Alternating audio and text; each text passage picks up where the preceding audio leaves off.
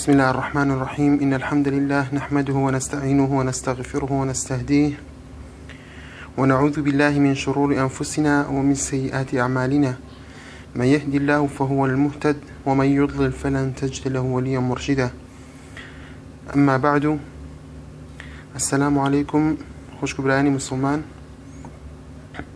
لم فيديو دا حزمان كرت عشنا تمكين بكتابيكي بسود لەژێر ناونیشانی چەند گفتوگۆیەکی ئیمانی و بانگوازخوازی کە کتابەکە بە زمانی عەرەبی نووسراوە. شێخ جاسم محەممەد مطەوع نووسیوەتی و مزەفەر عەبدوڵڵا قەسری وەرگێڕاو لە بەرهەمی کتێبخانەی تەفسیرە، نووسینگەی تەفسیر.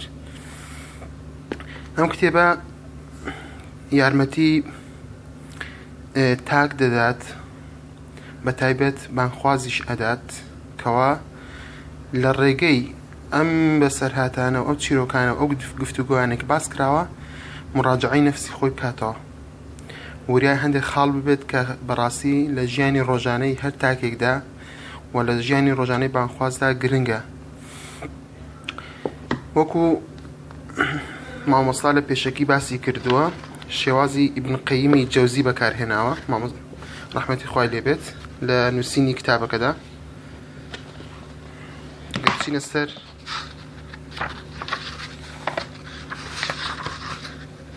ناوەڕۆکی بابەتەکان،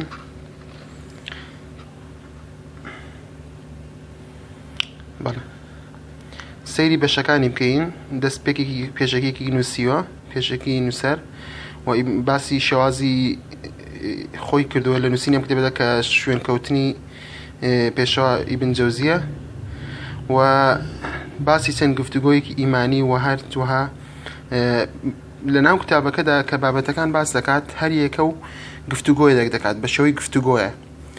بۆ نمونە جارێکیان گفتوگۆ لەگەڵ دنیا، لەگەڵ بەرماڵ، دینار، بێئاگایی، سێبەر، تاوان، خەم، دیوار. و لە ناو ئەم گفتوگۆیانەدا خاڵانێکی گرنگ و سەرنجڕاکێش باس دەکات کە گرنگە بەڕاستی بۆ مراجعەکردنی نەفسی خۆمان، و زۆر خاڵە لەوانەی لی بێئاگا بین، بەڵام لە ناو ئەم چیرۆکەدا، لە ناو ئەم کتابەدا، لە ناو چیرۆکەکاندا بە شێوازێک بڕوونی دەکاتەوە کە بتوانێت لە مێشکی خوێنەر بچەسپێت. هەم لەبەر شێوازی نووسینەکەشی شێوازێکی گفتوگۆییە، ئاسانتر لە مێشکدا دەچەسپێت و هەم خوێنەریش چێژێکی زیاتری لێ وەردەگرێت بە حکمەوەی کە وەکو چیرۆکە ئاسانتر دەخوێنرێتەوە و ئاسانتر ئیطلاع دەکرێت بەسەریدا.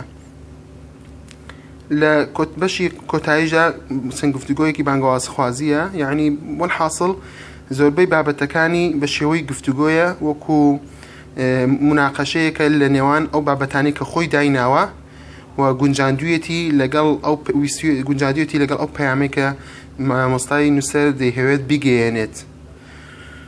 بۆ نمونە لە گفتوگۆیەک لەگەڵ دینار، بۆ نمونە باسی بەخشینی ماڵ دەکات. دینار چۆن داوا لە خاوەنەکەی دەکات بیبەخشێت.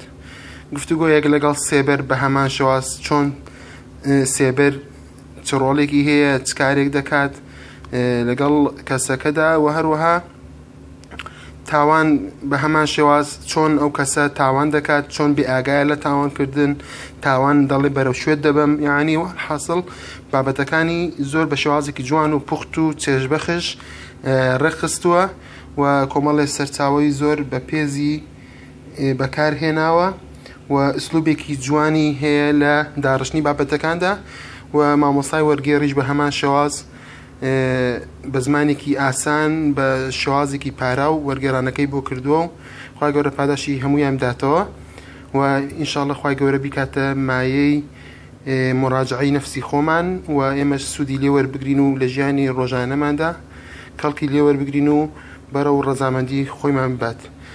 وآخر دعوانا أن الحمد لله رب العالمين، والسلام عليكم ورحمة الله وبركاته.